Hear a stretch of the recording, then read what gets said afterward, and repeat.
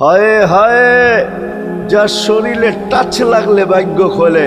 আল্লাহ রসুল জুমার নামাজ পড়াইতেন খেজুর গাছের উপরে পিঠ লাগায়া। ওই সময় মেম্বর ছিল না, কে জানি কোত্থেকে মেম্বরের প্রযুক্তি শিখা আসছে। আইসা বলছে, ইয়া রাসূলুল্লাহ, মেম্বর বানায়া দেই। আর কতদিন দাঁড়ায় দাঁড়ায় খুতবা দিবেন? মেম্বরে উঠবেন, বসবেন, খুতবা দিবেন। তো মেম্বর যখন বানায়া দিছে, আল্লাহ রসুলেরও পছন্দ হয়েছে। দাঁড়ায় দাঁড়ায় আর কতদিন খুতবা দিব? মেম্বরে পা রাখতে দেরি, শুকনা খেজুর গাছ বাচ্চার মতো কাঁদতে দেরি করে নেয়। শুধু কাঁদে নাই, সে তো বলতেও ছিল মনে হয় আমার কাছে যে শুধু কাঁদে নাই, বিলাপ করতেছিল সে। কোত্থেকে এই ব্যক্তি আসলো, সে কোত্থেকে মেম্বরের প্রযুক্তি পাইল, আর মেম্বরই বা কোত্থেকে বানাইলো, আমাকে বঞ্চিত করলো তো করলো কেন?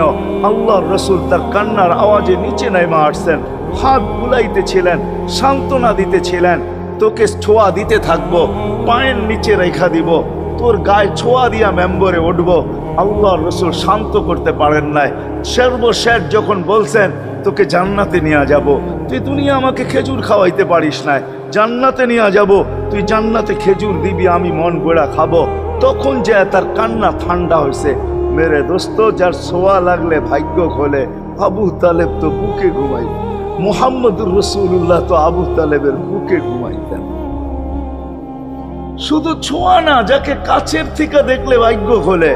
আল্লাহ রসুল ঘুমায় আছে, জাবের রাদিয়াল্লাহু তাআলা আনহু পাহারা দিতেছেন।